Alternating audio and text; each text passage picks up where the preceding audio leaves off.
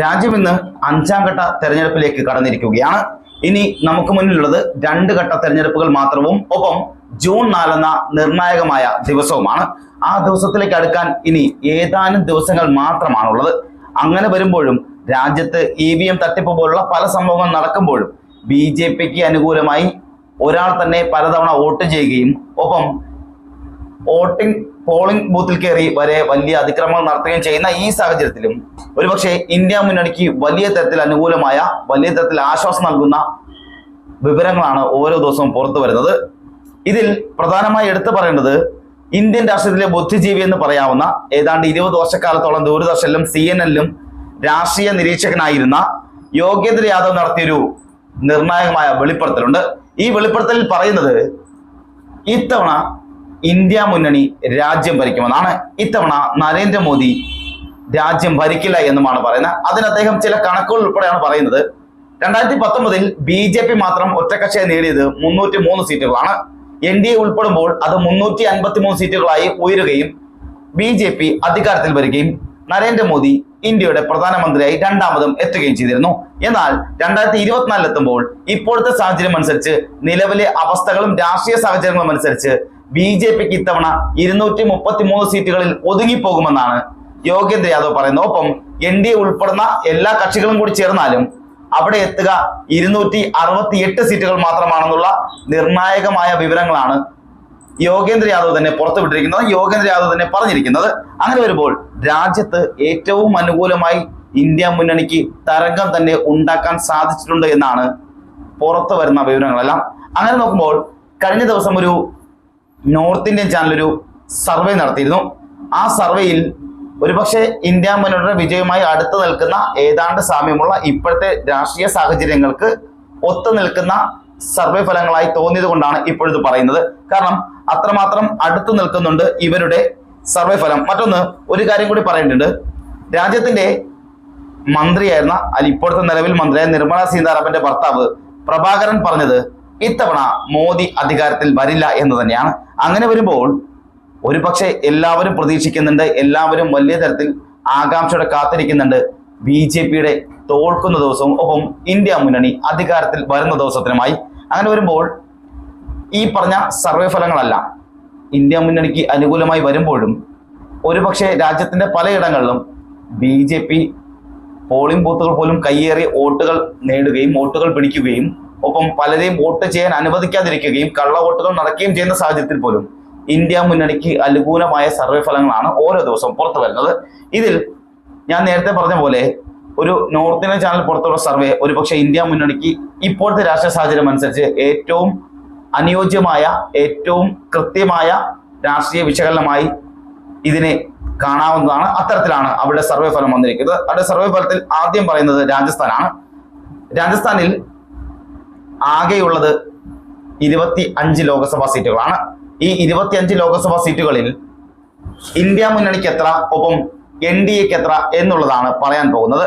ഇതിൽ 25 ലോക്സഭാ സീറ്റുകളുള്ള രാജസ്ഥാനിൽ NDA 9 സീറ്റുകൾ നേടും, ഇന്ത്യ മുന്നണിയാകട്ടെ 16 സീറ്റുകൾ നേടും. അങ്ങനെ വരുമ്പോൾ രാജസ്ഥാനിൽ വലിയ തരത്തിലുള്ള മുൻതൂക്കം ഉണ്ടാക്കാൻ പോകുന്നത്, വലിയ തരത്തിൽ മുൻതൂക്കം നേടാൻ പോകുന്നത് ഇന്ത്യ മുന്നണിയാണ്. ഇന്ത്യ മുന്നണിക്ക് അത്രത്തോളം വലിയ മുന്നേറ്റം രാജസ്ഥാനിൽ നേടാൻ സാധിക്കുന്നുണ്ട്.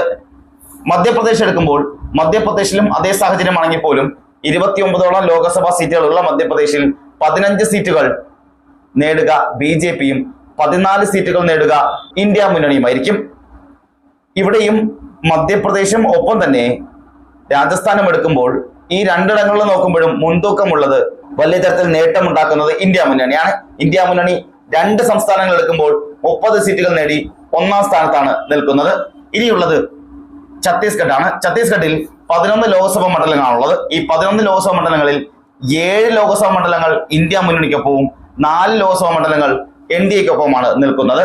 ഇനിയുള്ളത് തെലങ്കാനയാണ്. തെലങ്കാനയിലുള്ളത് 17 ലോക്സഭാ മണ്ഡലങ്ങളാണ്. ഈ 17 ലോക്സഭാ മണ്ഡലങ്ങളിൽ 11ഓളം സീറ്റ് ഇന്ത്യ മുന്നണിക്ക് അനുകൂലമായി നിൽക്കുകയും 2 സീറ്റ് NDAക്കും നരേന്ദ്രമോദിക്കും അനുകൂലമായി നിൽക്കുകയും ചെയ്യുന്നു. ഇനിയുള്ളത് ബീഹാറാണ്. ബീഹാറിലെ 40 ലോക്സഭാ മണ്ഡലങ്ങളാണുള്ളത്.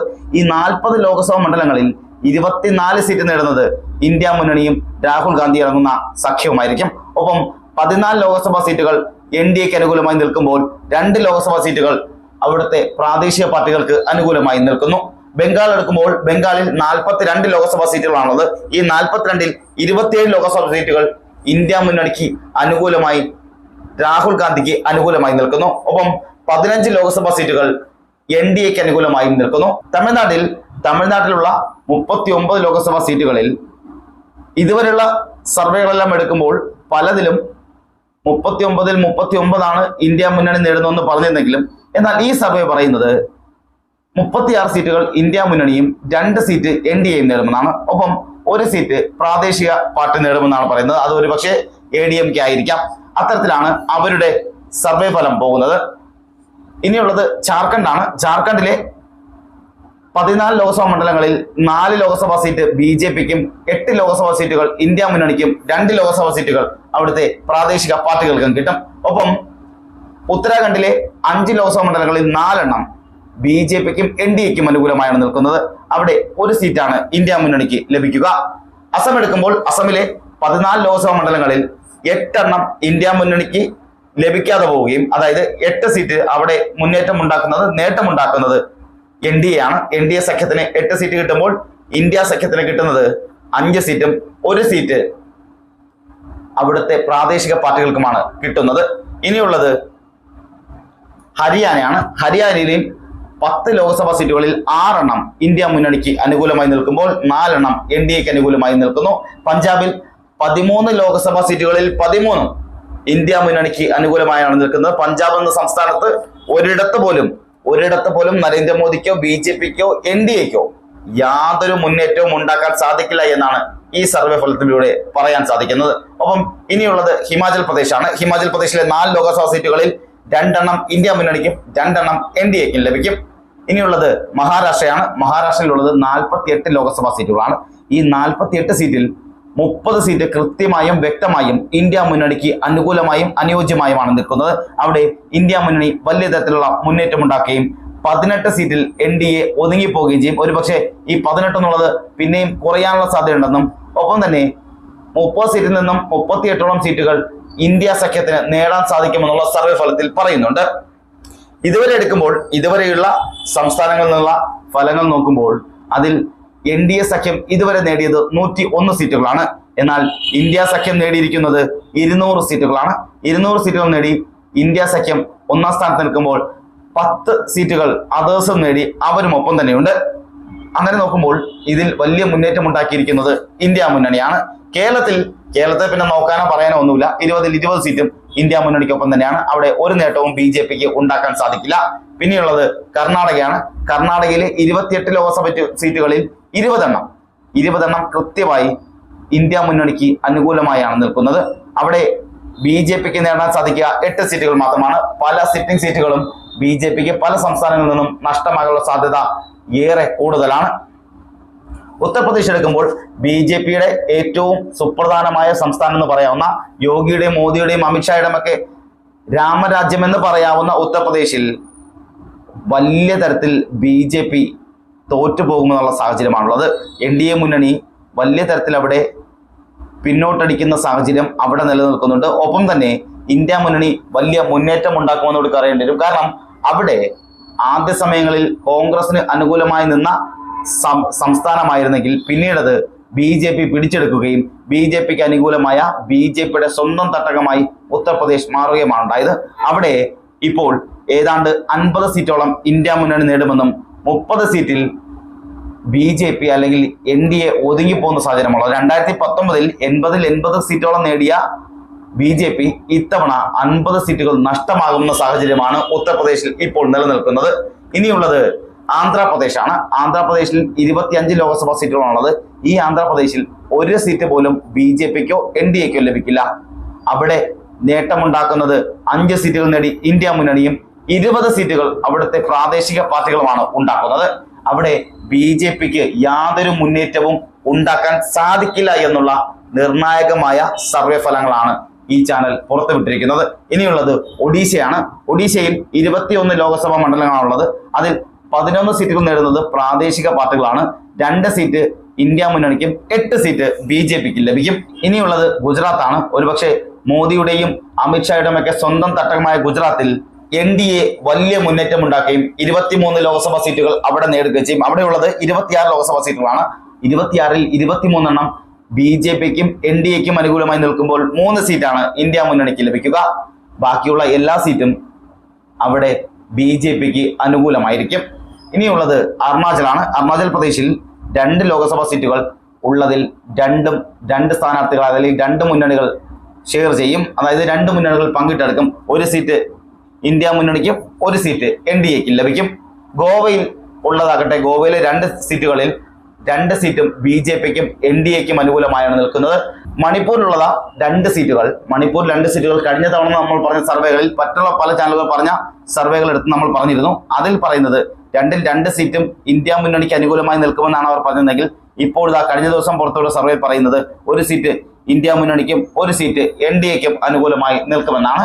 ഇനിയുള്ളത് മേഘാലയയാണ്. മേഘാലയയിലും 2 ലോക്സഭാ മണ്ഡലങ്ങളാണുള്ളത്. അതിൽ 1 BJPക്കും മറ്റൊന്ന് ഇന്ത്യ മുന്നണിക്കും ലഭിക്കും. ഇനിയുള്ളത് ത്രിപുരയാണ്. ത്രിപുരയിലും 2 ലോക്സഭാ സീറ്റുകളാണ്. 2-ൽ 2 സീറ്റും NDAക്ക് അനുകൂലമായും BJPക്ക് അനുകൂലമായും നരേന്ദ്രമോദിക്ക് അനുകൂലമായുമാണ് ലഭിക്കുന്നത്. ഇനിയുള്ളത് മിസോറാമാണ്. മിസോറാമിലുള്ള ഒറ്റ സീറ്റ് BJPക്കോ ഇന്ത്യ മുന്നണിക്കോ ലഭിക്കില്ല. അവിടെയുള്ള പ്രാദേശിക പാർട്ടിക്കാണ് ആ സീറ്റ് നേടാനാവുക. ഇനിയുള്ളത് നാഗാലാൻഡാണ്. നാഗാലാൻഡിലുള്ള 1 സീറ്റ് അത് BJPക്ക് അനുകൂലമായാണ് നിൽക്കുന്നത്. സിക്കിമും അതേ സാഹചര്യമാണ്. സിക്കിമിലുള്ള 1 സീറ്റും BJPക്കാണ് ലഭിക്കുക. ഡൽഹി ഒരുപക്ഷെ ഇപ്പോൾ ഇന്ത്യൻ രാഷ്ട്രീയം തന്നെ ഇളക്കി മറിക്കുന്ന ഡൽഹിയിൽ അരവിന്ദ് കെജ്രിവാൾ അടക്കമുള്ള പല നേതാക്കന്മാരും ഉള്ള ഡൽഹിയിൽ, അരവിന്ദ് കെജ്രിവാളിന്റെ അറസ്റ്റ് ഉണ്ടാകുന്ന ഡൽഹിയിൽ, വലിയ തരത്തിൽ ഉള്ള മത്സരം നടക്കുന്ന ഡൽഹിയിൽ 7 സീറ്റുകളാണുള്ളത്. 7 ലോക്സഭാ മണ്ഡലങ്ങളാണുള്ളത്. അവിടെ 4 സീറ്റുകൾ BJP നേടുമെന്നും NDA നേടുമെന്നുമാണ് ഈ ചാനൽ പറയുന്ന സർവേയിൽ പറയുന്നത്. അതായത് നോർത്ത് ഇന്ത്യൻ ചാനൽ പറയുന്ന വന്ന സർവേയിൽ പറയുന്നത് 7-ൽ 4 സീറ്റ് NDA നേടുമെന്നും 3 സീറ്റ് ഇന്ത്യ മുന്നണി നേടുമെന്നുമാണ്. അങ്ങനെ ഓരോ ഇടത്തെയും എടുക്കുമ്പോൾ വലിയ തരത്തിലുള്ള മാറ്റങ്ങൾ ഉണ്ടാകുന്നുണ്ട്. ഇനിയുള്ളത് ജമ്മു കാശ്മീരാണ്. ജമ്മു കാശ്മീരിലുള്ള 5 ലോക്സഭാ സീറ്റുകളിൽ 3 ഇന്ത്യ മുന്നണിക്ക് അനുകൂലമായി നിൽക്കുമ്പോൾ 2 സീറ്റ് നരേന്ദ്രമോദിക്കും അനുകൂലമായി നിൽക്കുന്നു. ദാദർ നഗർ എടുക്കുമ്പോൾ ദാദർ നഗറിലുള്ള 2 ലോക്സഭാ സീറ്റുകളിൽ 1 സീറ്റ് BJPക്ക് അനുകൂലമായി നിൽക്കുമ്പോൾ മറ്റൊരു സീറ്റ് ഇന്ത്യ മുന്നണിക്ക് അനുകൂലമായാണ് നിൽക്കുന്നത്. ചണ്ഡീഗഡ് എടുക്കുമ്പോൾ ചണ്ഡീഗഡിലെ 1 ലോക്സഭാ സീറ്റാണുള്ളത്. അവിടെയുള്ള 1 ലോക്സഭാ സീറ്റ് BJPക്ക് അനുകൂലമായി അല്ല നിൽക്കുന്നത്. അവിടെ ഇന്ത്യ മുന്നണി വലിയ തരത്തിലുള്ള മുന്നേറ്റം ഉണ്ടാക്കുകയും ഇന്ത്യ മുന്നണിക്കാണ് ആ സീറ്റ് ലഭിക്കുകയും ചെയ്യുന്നത്. ലഡാക്കും ഒരുപക്ഷെ BJPക്ക് അനുകൂലമായ സാഹചര്യമാണ് അവിടെയുള്ളത്. അങ്ങോട്ടും ഇങ്ങോട്ടും നേരിയ വ്യത്യാസങ്ങൾ ഉണ്ടെങ്കിൽ പോലും BJPക്ക് ലഭിക്കാനാണ് അവിടുത്തെ സീറ്റിന്റെ സാധ്യത. അവിടെ ആകെയുള്ളത് 1 ലോക്സഭാ സീറ്റാണ്. ആ സീറ്റ് BJPക്ക് അനുകൂലമായാണ് നിൽക്കുന്നത്. ലക്ഷദ്വീപും BJPക്ക് അനുകൂലമായാണ് നിൽക്കുന്നത്. ലക്ഷദ്വീപിൽ 1 സീറ്റാണുള്ളത്. ആ സീറ്റ് BJP കൊണ്ടുപോകും.